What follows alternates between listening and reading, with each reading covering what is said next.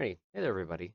Today we're going to be going over the developer log for achromatic abatement, talking about their level design, their processes, showing off some more images. They started off this dev log talking about what they're doing, basically SCP waste management, considering like 106 stuff, things that 049 kills, dead SCPs.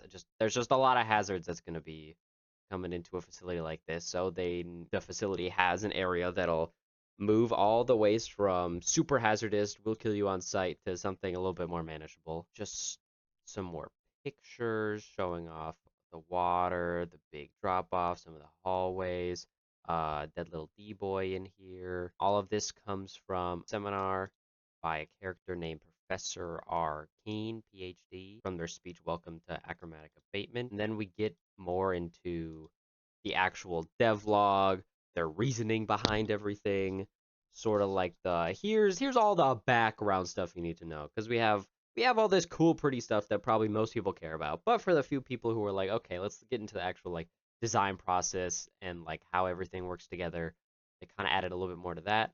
So this was basically like a test layout to be like, hey, if we want to redo like Surface, for example, Surface right now kind of sucks. There's not a lot going on there. So this is kind of like a test drive to say, hey, can we update a room? Can we update heavy? And if so, um, let's start moving forward to other zones. So they chose this because there's a lot of different iterative stuff that they would be able to like have and use for further things. Like we have right here, we have like a concrete texture that shows like damage over time. You can have some like generative things to different parts of the facility. Like you're like, oh, this part right here, right now, this is really old, really crappy, a lot more concrete showing, and it had an update to it more recently. It's basically here to show more. Basically, we have the concrete texture that shows more storytelling without like having to like overtly say stuff. So you can look at me like, oh, okay, so this is more weathered, this is less weathered. More stuff happens over here, less stuff happens over here. I think it's pretty cool. And then just, yeah, more future zone updates. Will hopefully look better, hopefully to the level of this. Here's a screenshot of heavy containment with the update. You can see all the different wall textures, because right now it kind of looks like slick and clean. There's not like, you can see like over here you have like grooves and bumps and like protrudingness to it. You have like paint that's scraped off. Right now it looks very clean, very like safe, like ooh, brand new, it's all shiny. But like this actually shows like, oh, withered, you have like dark spots here versus like where the lighting actually reaches. So you like it actually, the lighting kind of matches. And also it's heavy. You can see concrete actually has little grooves, little divots. Basically it makes it looks more real, it looks better. And yeah, I think the overall like design of everything is the same. They just updated textures, at least from this snippet right here. Then on the level design, we have some quotes from a level designer, Soup, and the lead game designer, Cross Conception, that basically talks about how we can go from a level design process all the way to a finished product. So it starts off with like conceptualization. Basically, how do we come up with new ideas for new layouts and new stuff like that?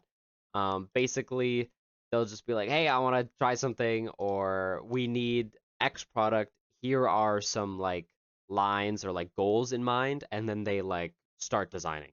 So with stuff like this, we can see, what would you call this? Like a model of like the overall room. We can see like the big long part. Then you have like the side little hallway right there, and all of this. Building a room, use very simple geometry. It's called gray boxing. Basically, you have like very simple shapes set up in areas so you can get like a general idea of what's going on without going to super specifics, in case you have to change like oh, the ceiling isn't too high, it needs to be taller, or like this hallway needs to be a little bit wider, or there needs to be like a thing here because when people come into this room there's going to be a panel they have to work on, things like that. So basically just get a general idea. Once you show this off, once people are like, yeah, this looks good, it gets sent off to another phase. And then they talk more about what this room does specifically in terms of gameplay. They want different routes for players, because right now the like hallways and stuff are very linear. They're the same thing.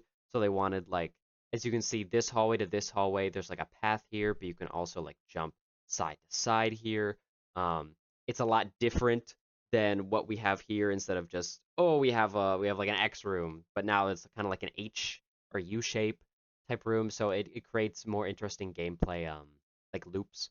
so it's not the same thing every single time. Leads to more it leads to more creativity with the player. We have a quote from Soup right here where they talk about the normal room and they focused on gaps and made sure there were specifically things here for different gameplay elements for the humans, the SCPs to focus on.